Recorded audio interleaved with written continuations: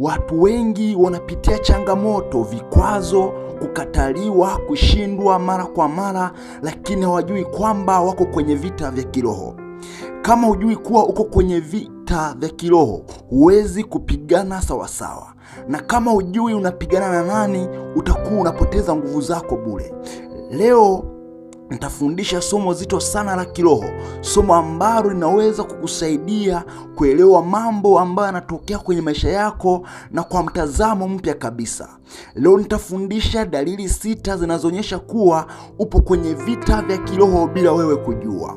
Sikiliza mpaka mwisho wa video hii, kwa sababu dalili moja inaweza kuwa inahusu maisha yako moja kwa moja. Na kama kabisa ni mara ya kwanza kuangalia video zetu ndani ya Jehova Media TV online, bonyeza kitufe chekundu yani subscribe, kisha alama ya kengele. Hongera, sasa umefanikiwa kuwa mwanafamilia wetu ndani ya Jehova Media TV online. Biblia inatufundisha ya kwamba kwenye Efeso sura ya 6 mstari wa 12, kwa maana kushindana kwetu sisi si juu ya damu na nyama, bali ni juu ya falme na mamlaka. Kwa sababu hiyo kwa kuwa kushindana kwetu si juu ya damu na nyama, bali ni juu ya falme na mamlaka, watu wengi wamejikuta kwenye vita vya kiroho bila wao kujua, kwa sababu kushindana kwetu si juu ya damu na nyama. Maanake vita yetu sio ya mwili, bali ni juu ya falme na mamlaka. Kumbe watu wengi wamejikuta wanapigana vita kubwa za kiroho bila wao kujua, na kwa kuwa unakuta hawajui kwamba wako vitani, huwa wapigani sawasawa, na wakati mwingine kwa kuwa hawajui wanapigana na nani, kwa hiyo huwa hawapigani inavyopasa kupigana. Kwa leo nitakwenda kukufundisha dalili moja hadi dalili nyingine, kwa ukae kwa kusikiliza kwa makini kabisa. Dalili moja ambayo utaenda kuisikia ujue ya kwamba uko kwenye vita vya kiroho na ambavyo unapigana bila wewe kujua. Dalili ya kwanza, mashambulizi ya ghafla baada ya maombi au maamuzi ya kiroho. Unapoona mashambulizi ya ghafla baada ya maombi au maamuzi ya kiroho, ujue upo kwenye vita vya kiroho bila wewe kujua. Umewahi kuamua kumrudia Mungu? Umewahi kuamua kufunga ukafanya maombi mazito, halafu ghafla mambo yakaanza kubadilika? Unapoona dalili kama hii, ujue kwamba hiyo ni sio bahati mbaya, bali uko kwenye vita vya kiroho bila wewe kujua. Kuna mtu unachukua hatua za maamuzi ya kiroho, unaanza kufanya maombi, baada ya hapo unashangaa mambo yako ndipo ambapo yanaanza kuvurugika, mambo yako ndipo yanapoanza kuharibika. Unapoona dalili kama hiyo, ujue kwamba upo kwenye vita vya kiroho bila wewe kujua. Katika Mathayo sura ya 4, baada ya Yesu kubatizwa na kuomba siku 40 jangwani, ndipo shetani alipomjaribu. Kwa hiyo unapokuwa umefanya maamuzi ya kiroho au umefanya maombi ya kiroho, umefanya maombi ya kiroho au umefanya kitu kizuri machoni pa Bwana, na baada ya hapo kaanza kuona mashambulizi ya adui, unaanza kuona ndipo vitu vingi vinaanza kuinuka kupiga kile kitu ambacho nakifanya, kushambulia maisha yako. Ndio maana kwenye Mathayo 4, baada ya Yesu kuwa amefunga siku 40, ndipo mjaribu wake alipomwijia. Kumbe hata sisi tunapokuwa kwenye maisha yetu ya kawaida, baada ya kuwa tumefanya kitu ambacho ni cha kiroho, ndipo shetani huwa anainua mashambulizi makubwa, kwa sababu baada ya mashambulizi hayo anategemea kukuangusha usiweze kuendelea.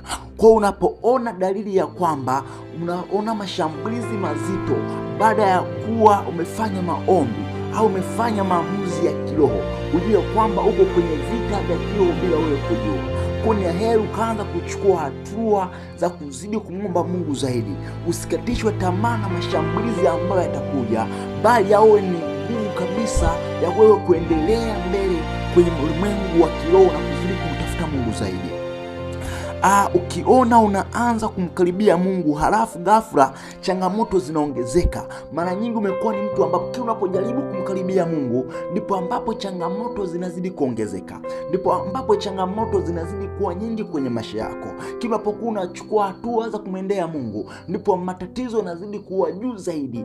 Ujue kwamba uko kwenye vita vya kiroho, bado hujagundua maana hayo yote ni mashambulizi ya adui ambayo anashambulia ili usiweze kuendelea na maisha ya wokovu.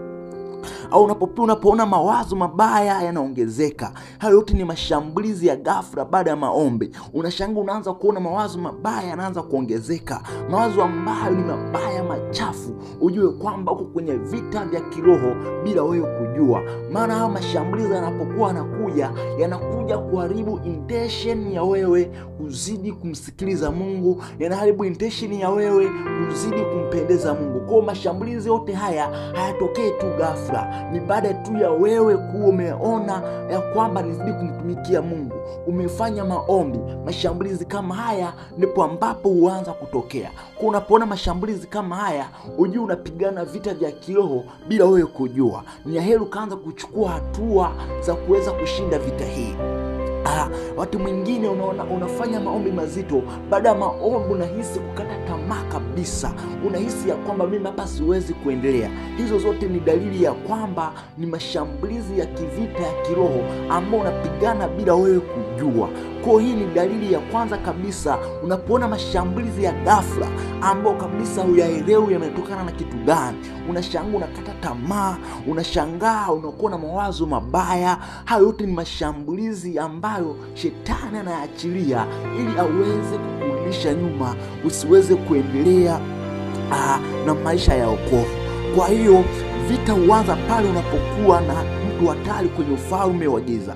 Watu wote ambao wanakuwa na vita vya kiroho ni pale tu ambapo wanaanza kuwa hatari kwenye ufalme wa giza.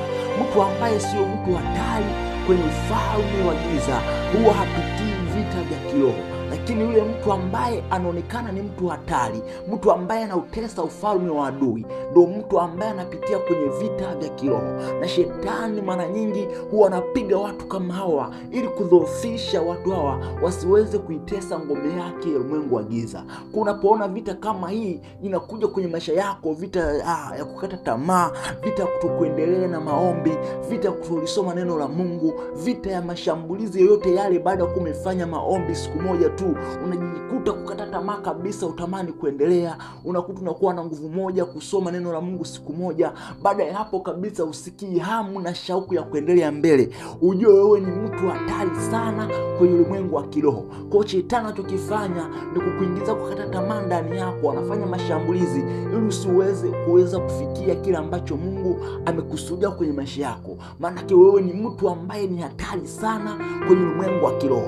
Kwa baada ya kugundua kwamba wewe ni mtu hatari sana kwenye ulimwengu wa kiroho, ni heri ukachukua hatua ya kuanza kufanya maamuzi sasa ya kuendelea mbele. Kama unakata tamaa baada ya kufanya maombi, kama unaona mashambulizi yote yale baada ya kuwa umechukua hatua nzuri ya kumtumikia Mungu, ujue kwamba wewe ni mtu ambaye ni hatari mno kwenye ulimwengu wa kiroho.